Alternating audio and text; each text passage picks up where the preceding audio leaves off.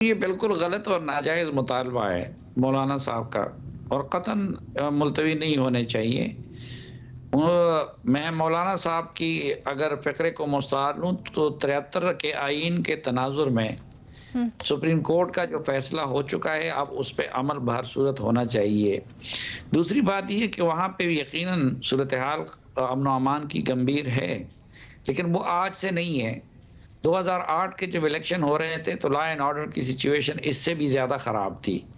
پھر اس کے بعد جب 2013 میں ہو رہے تھے تو اس وقت بھی صورتحال اسی طرح خراب تھی، اور پھر سب سے زیادہ دہشت گردی کا سامنا کیا ہے اے این پی نے، اور سب سے زیادہ قربانیاں اے این پی نے دی ہے۔ تو اے این پی کی طرف سے تو اس طرح کا کوئی مطالبہ باوجود ان تھریٹس کے نہیں آ رہا ہے۔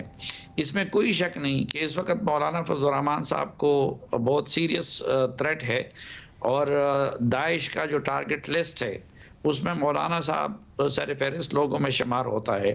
لیکن جو خیبر پختونخوا میں اور بلوچستان میں جو صورتحال ہے وہ 90% ہم یہ کہہ سکتے ہیں کہ وہ اب کے حالات کا فال آؤٹ ہے۔ تو کیا مولانا صاحب ہمیں یہ بتا سکتے ہیں کہ کوئی مہینے، 2 مہینے، 3 مہینے بعد افغانستان میں صورتحال بدل گئی ہوگی؟ نہیں، 2-3 مہینے بعد بھی افغانستان میں تو طالبان ہی کی حکومت ہوگی، 2-3 مہینے بعد بھی ٹی ٹی پی اس شکل میں ہوگی۔ اور یہ تو مولانا صاحب کا خیال ہے، کیا وہ یہ گارنٹی کرا سکتے ہیں کہ دہشت گردی اس سے زیادہ بڑھے گی؟ تو نہیں، کیونکہ یہ تو کئی سالوں سے ہے، کیونکہ پچھلے سالوں میں مہینوں میں تو ہم دیکھ رہے ہیں کہ اس کے ٹرینڈ میں اضافہ ہو رہا ہے۔ تو ایک تو یہ ہے کہ مولانا صاحب یہ گارنٹی نہیں دے سکتے کہ 3 مہینے بعد یا مہینے بعد یا 2 مہینے بعد، تو جب صورتحال نے اسی طرح ہی رہنا ہے تو پھر کیوں ہم آئین کے تقاضے کو پورا نہ کریں، پھر کیوں نہ ہم سپریم کورٹ کے حکم پہ عمل کریں؟ اور خود میرے خیال میں مولانا صاحب اصل میں یہ بات جس وجہ سے کر رہے ہیں تو ان کے لیے بھی فائدے کا نہیں ہوگا۔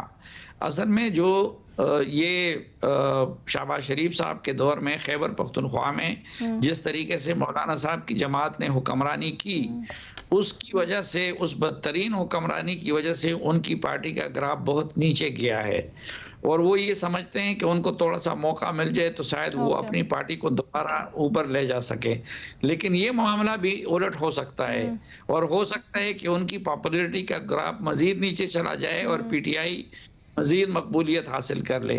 اس لیے اب جو فیصلہ ہو چکا ہے اور اب اس پہ اسی تو جس تناسب سے وجہ کو بنیاد بنا کر وہ کہہ رہے ہیں وہ وجہ بھی اتنی ٹھوس نہیں ہے۔